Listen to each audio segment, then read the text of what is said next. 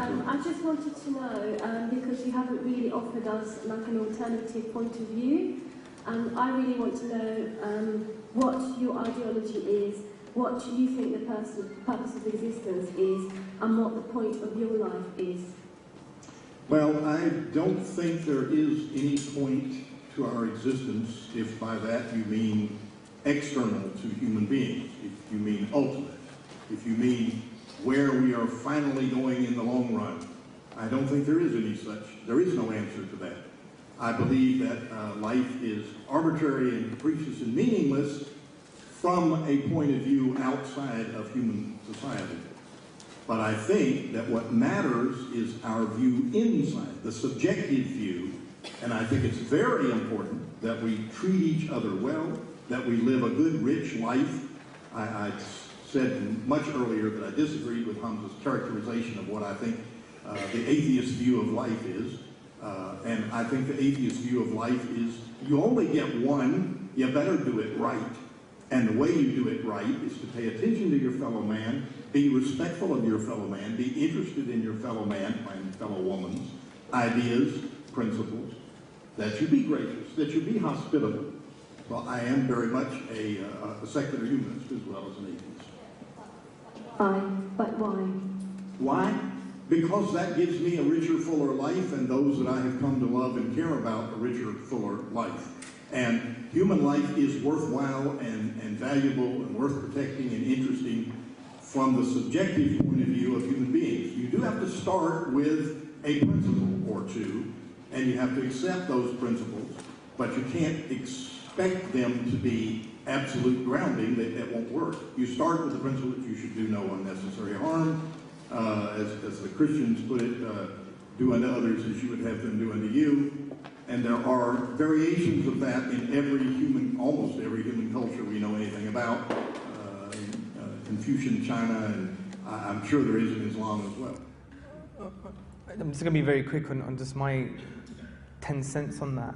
And when you mentioned about, Islam mixed with culture may have some good things, etc., I think that's quite unfair.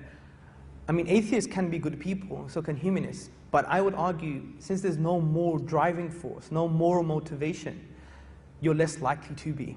And that's actually not just an outdated cliche coming from the religious masses, because before the Christians and the Muslims would be like, you're an atheist, you're a bad person. But that's not really true, and I agree with that, because Dr. Ed Buckner, besides the fact that he cusses my mother, is still a really nice guy. For example, in 2000, political scientist and Professor Robert Putnam, he surveyed 200 volunteer organizations, and it showed that there was a positive correlation between religiosity and membership to these philanthropic organizations. This is why the Index of Global Philanthropy says religious people are more charitable than non-religious, not only given to their own congregations, but also regardless of income, region, social class, and other demographic variables. And I think the reason for this is not an accident, because there's a positive correlation, is because there's a moral driving force, something that the sister was talking about, and purpose. And to add to the purpose, I mean, we attribute purpose to the most ridiculous things like moths and insects.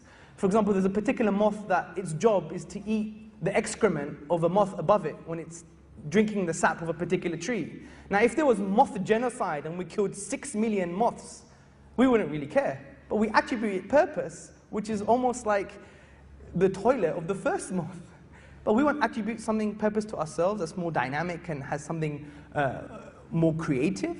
And from the atheist position, we could infer, and I think we can, that we're just on the sinking ship. We're on the Titanic, aren't we?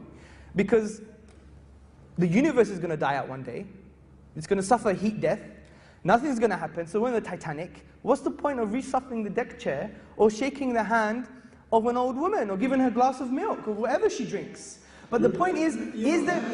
No, but let me make the point. You could argue when I've made the point. So it's clearly a fallacy in that you are... I have to make the point. Only if there's an ultimate purpose can we care about each other. No, I'm not saying that. I'm not saying that. But when you reduce it to relative purpose... You only have one life, you have to do it right. Yes, but when you have relative purpose, the issue is when someone could decide to have a purpose to basically, I have one life, I want it to be full and rich, but let me steal, let me eat as much as I can, let me be like certain hegemonic empires, take all the resources, give none to no one else, and we have something called which I call atheist capitalism in a way, which has this world view that a very minority would have all the resources, and most of the world, like 2 billion people on the planet, don't even have sanitation and food and water. I mean, this is a disgrace. And I would argue because there is no moral motivation. I agree with you, with your stance on relative purpose, but if you don't have moral motivation, you're going to have the state of affairs that we have today. Okay, there's quite a few